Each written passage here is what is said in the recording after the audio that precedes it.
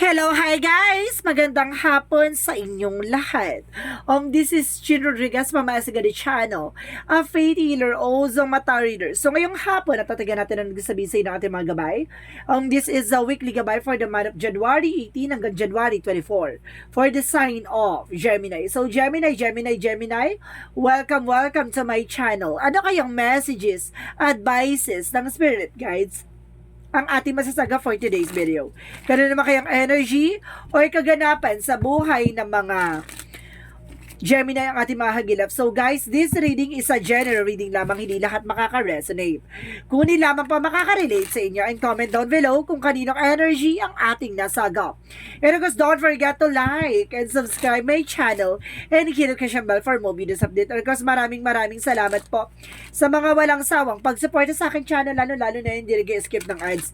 Naway pagpalike kayo just at may kapal, siksik, liglig, nag-uumapa, biyay manabalik sa inyo. And of course, umpisa na natin ang laban for the sign of Gemini.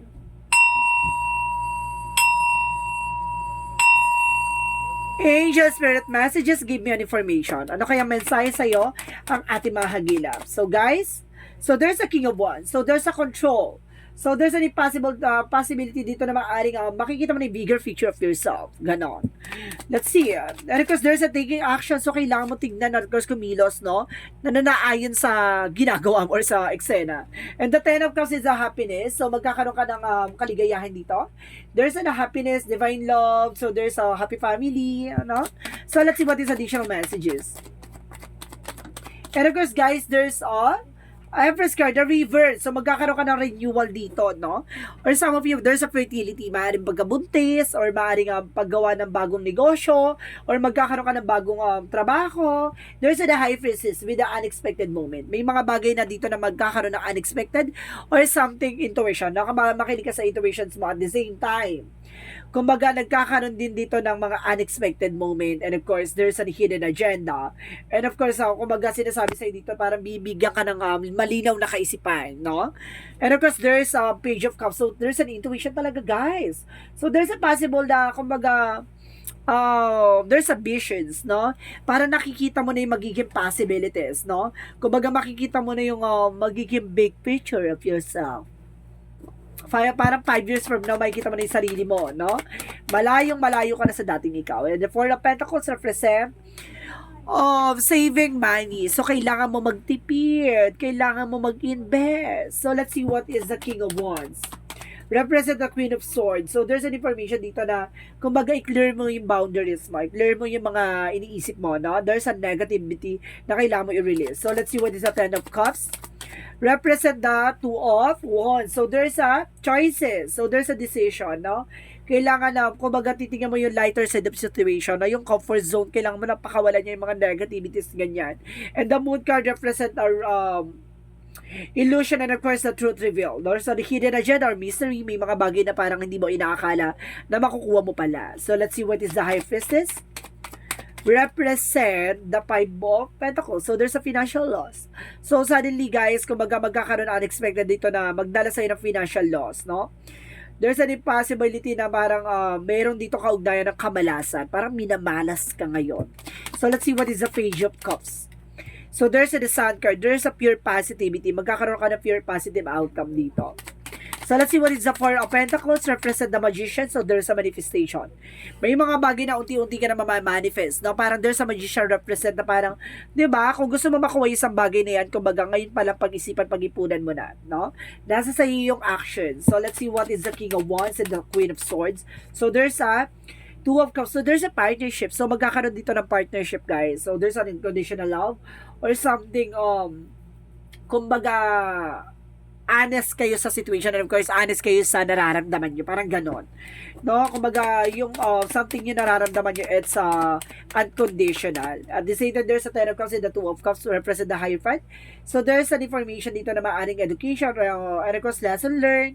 So maaring kumbaga dapat alam mo yung magiging plano mo, no? Alam mo dapat kung saan ka aalis at alam mo dapat kung ano yung magiging progreso mo or proseso. So, let's see what is the Empress card and the Moon card. Represent the Nine of Cups. So, there's a wish fulfillment. Unti-unti na matutupad yung mga pangarap mo dito. Now, bibigyan na ng kaliwanagan yung mga bagay-bagay para sa'yo. So, let's see what is the High Priestess and the Five of Pentacles. Represent The Temperance. So, there's a perfect timing. So, this is the moment na parang, di ba? Kumbaga, magkakaroon ka na ng healing and of course, recovery for finances. Di ba? Let's see what is the Page of Cups and of course, the Sun card. There's a King of Cups. So, there's a devoted supportive person. May taong sumusuport at gumagabay sa'yo dito. So, let's see what is the Magician and the Four of Pentacles. And of course, there's a Seven of Cups. So, there's a lot of opportunities coming in for you. Maraming opportunity na papasok dito, no?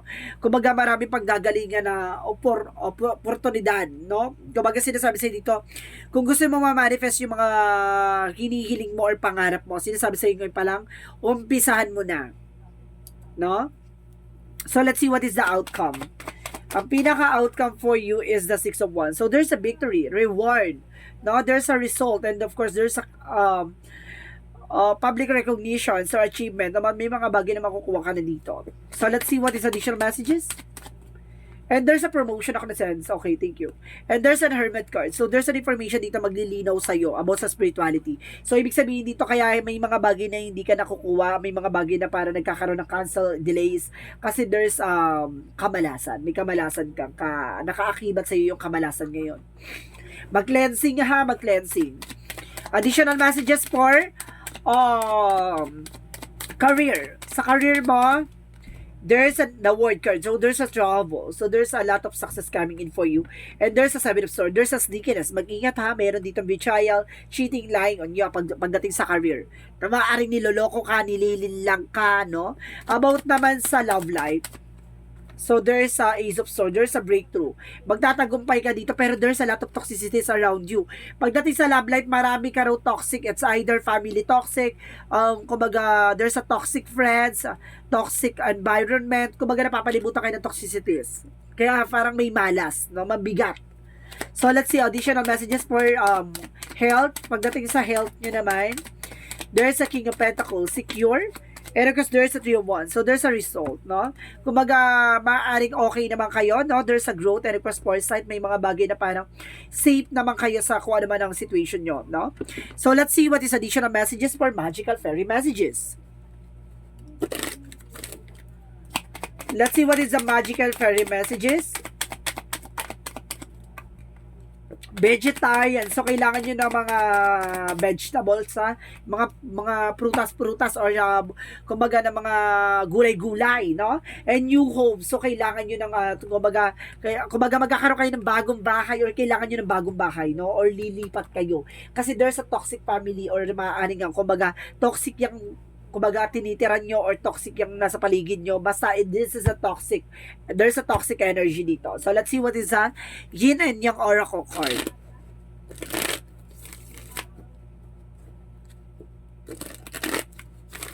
Basta nakakasense ako dito guys na mabigat. Mabigat yung sitwasyon nyo ngayon. So, let's see what is a Yin and Yang Oracle card. So, there's a spy. So, kasi nga, kumbaga marami din kasi nga, no, kumbaga nagsusubaybay sa'yo, no, kilos, konting kilos lang, konting kibot, no, kumbaga chismis, chika, no, maraming toxic sa paligid nyo. At the same time, there's a message on travel. So, kailangan nyo talagang umalis dyan. No, and there's a, third eye. So, there's a spying on you. There's a clarity. No, naliwanagan ka na maraming mata. No, mayroong mga human CCTV. There's an air sign. So, some of you may kinalaman ka sa Gemini, Libra, Aquarius. So, possible na maaaring Gemini rin yung partner mo or there's a Libra or Aquarius. So, let's see what is additional messages for Archangel Michael. For Archangel Michael messages, get more information. So, this situation is already resolved. Maaring nasolusyonan na at maaring nangyari na sa ibang Libra to, ay ibang Gemini to guys. So, maaring possible no, maaring partner mo is Libra. And of course, there's your children are watched over by angels. So, may mga anak kayo, sinusubaybayan naman daw ng ating mga angel spirit. And there's a guardian and protected, no? Pinoprotektahan ka ng ating mga gabay. Kaya siguro, kumbaga, hindi ka nakakatulog or something, kumbaga, nahihirapan ka sa pagtulog kasi parang inaano ka, no? Parang, inuusig ka na, umalis na kayo dyan, ganito, ganyan. Very toxic na. So, let's see what is additional messages. So, there's a spiritual activation. Parang nagkakaroon ka ng, kumbaga, lumilinaw about sa spirituality mo. Ganon. Kumbaga, kumbaga lumalakas ang third eye mo, maaaring may third eye ka, and there's a taking action, so kailangan mo ng kumilos. At the same time, there's a love, no? There's a love. Kailangan mo ng kumilos dito. Kailangan mo na kasi kumbaga toxic talaga yun na sa paligid mo, hindi, kumbaga, walang asenso dyan. So, let's see what is the chakra. So, there's a perception. Paguhin mo na yung mindset mo. And there's an acceptance. May mga bagay siguro dito na tanggap at hindi tanggap. At the same time, there's an impartiality. Kailangan mo maging balance eh. No? And of course, there's a renewal. Magkaroon ka ng panibagong eksena dito, no? It's either bagong negosyo or bagong trabaho, bagong, kumbaga, bahay, ganon. Kumbaga, kailangan mong umalis or mag-retreat. There's a failure, no? See? Kumbaga, maraming failure na nagagawa kasi kung ay nangyayari dahil sa mga pagkakamali, no? Na dapat mong matutunan. May mga mali kasi sa nangyayari. And there's an health, no? Maaaring kumbaga, nagkakaroon ka na ng health issues, ganon. Kumbaga, stress, anxieties, depression, and imagination. Yung mga pag-overthink at the same time, diba? Yung mga iniisip mo na parang, diba? Negativity na. And there's a blame. Wala ka iba sisisin kundi sarili mo sa lahat ng bagay na yan. Kasi ginusto mo yan. Diba? So, let's see what is Archangel Raphael messages. What is Archangel Raphael messages for you? So, there's, listen to your intuitive feeling. Makinig ka sa intuitions mo. Makinig ka sa gut feeling mo. No, meron ka ng intuition na binibigay sa'yo mensahe na umalis ka na dyan, ganito, ganyan. So, let's see what is the Romance Angels. Romance Angels. So, there's a romantic feeling. So, pagdating naman sa love life mo, pasabog naman, no? There's a honeymoon. So, ibig sabihin dito, hindi rin kayo makapag-anong dalawa ng asawa mo kasi parang, or ng jowa mo or partner mo kasi, kumbaga lahat ng mga tao sa paligid nyo, parang sinusubaybayan kayo, ganon. There's additional messages. So, there's leadership, no? Take charge of the situation. Kung hindi ka kasi magte-take ng action, walang mangyayari sa situation. And there's a career change. So, kailangan mo rin baguhin yung career mo. So, let's see what is the Monsology. Let's see what is the Monsology. Monsology represent what you need to release. See? Ano ba yung kailangan mong alisin? Or kailangan mong maalis, no? There's a confidence is your key to success. So, kailangan mo rin ng kumpiyansa sa sarili mo para maging successful. Kasi parang nagkakaroon ka ng doubt and fear dahil sa situation o dahil sa paligid mo. And there's a prosperity lies ahead. So, ibig sabihin talaga, nandito na no? Kumaga palapit na sa'yo na palapit yung swerte. Nga lang kasi nauudlot at nauudlot. Kasi maraming mga toxic sa paligid mo. So, let's see what is the energy. Let's see, there's a dark garden and the gate. So, there's a discoveries. Marami ka madidiscover and there's a contract. So, kailangan mo dito ng something, kumbaga, pagkakasundo or kontrata or something.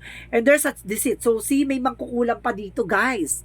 O ha? May mangkukulam. So, there's a magician for, kumbaga, mangkukulam pala to, no? Kaya nagkakaroon kasi there's a toxicities. Kasi, kumbaga, ginagawang ka rin pala to ng tao na to. Maaaring related sa partner mo or related sa'yo. Or maaaring, kumbaga, nasa surroundings mo lang o nasa paligid mo lang. So, let's see what is additional messages for angel spirit guides. And of course, guys, there's all path lead home. So, there's turn your gaze within. So, tama yung intuition mo, no? Kumbaga, sundin mo yung nararamdaman mo at sundin mo yung gut feeling mo. And of course, there's trust the timing. So, kumbaga, may mga bagay na talagang mapapanahon at may mga bagay talaga na dapat nang gawin sa takdang panahon at pagkakataon. So, let's see what is the Jesus loving quotes. Jesus loving quote said, all things whatsoever you shall ask in the prayer, believing you shall receive, no? Lahat daw ng mga bagay na hinihingi mo sa ating Panginoon at pinagdadasal mo sa ating Panginoon, maniwala ka, yung mga bagay na yan matatanggap mo ayon sa kalooban ng Diyos. So, let's see what is the angel's answer, guys. Mag-isip kayo ng question kung anong gusto nyo itanong, ha? Nandito ang kasagutan. Bibilang ko ng 3, okay? 1, 2, 3. Kailangan nakapag-isip na, guys. Ito na, ha? Ito na. Angel's answer. Give me answer for the question. So, there's a recovery. Makaka-recover ka na. At the same time, there's within the next few months, no, sa mga susunod na buwan. At the same time, within the next few weeks. So, maraming ganap dito sa mga susunod na buwan at susunod na linggo. No, maraming ganap at unti-unti ka na rin makaka-recover. Baka ang mga susunod na linggo, mga susunod na buwan. At sinasabi sa iyo, kaya pala ako nakakasagap dito na parang ang bigat-bigat. Kasi meron talagang gumagawa sa iyo ng pampabigat. Ha? Doon pala sa unang baraha, kumbaga nakasense na kagad ako. Kaya sabi ko ang bigat ng reading mo kasi mabigat yung nararamdaman mo, mabigat ang sitwasyon mo, mabigat ang kalagayan mo. So let's see what is the angel's number. So there's 10-10, I am patient. So haba aming pasensya mo. Keep your thoughts positive and be patient. Everything working out of your highest good. Trust that your angels are working behind the scenes to you. So, ibig sabihin na, kung maghaba mo yung pasensya mo, no, tinutulungan ka ng ating angel spirit. So, pero kailangan mo tulungan yung sarili mo. Para makalis ka sa sitwasyon mo, kailangan mo mag-take ng action. So, let's see what is the messages of life. Sinasabi na messages of life beyond limitation. Today, I exceed my own expectation. I open my consciousness to the infinite. There are no limitation. There is no end. Everything is unfolding to the continuous now. Therefore, I open my thoughts toward a broader horizon. I look beyond my perceptions of reality, beyond all barriers created from my own beliefs and fears. I am now open from new possibilities. So, ibig sabihin, hindi mo na nililimatahan yung mga bagay-bagay sa paligid mo. No, kumbaga, binibigyan mo na lang ng something awareness or consciousness yung mga bagay-bagay na alam mo, kumbaga, lahat ng mga bagay na yan ay mangyayari, no? Alam mo, kumbaga, kung ano man yung mga ganap na yan at kung ano yung mga gaganap ay sa kalooban ng Diyos. And of course, there's a possibilities na kumbaga kailangan mo lang talaga mag-take ng action para makaalis sa situation at para mabago ang sitwasyon at ikot ng kapalaran mo. So this is weekly gabay for the month of January 18 hanggang January 24 for the sign of Gemini. So Gemini, maraming salamat for your wonderful reading. So once again, this is Chin Rodriguez, Mamaya Sagari Channel, a faith healer, also mata reader. And of course, this reading is a general reading lamang. Hindi lahat makaka-resonate. Kunin lamang pa makaka-relate sa inyo and comment down below kung kaninong energy ang ating nasagap. Don't forget to like and subscribe my channel and hit notification bell for more videos update. And of course, maraming salamat sa mga walang sawang pagsuporta sa aking channel, lalo na hindi kayo skip ng ads. Naway pagpalain kayo na Diyos at may kapal. Siksik liglig na gumawa biyayang manumbalik sa inyo. And of course, maraming salamat. And see you in the next video. Bye-bye and babush.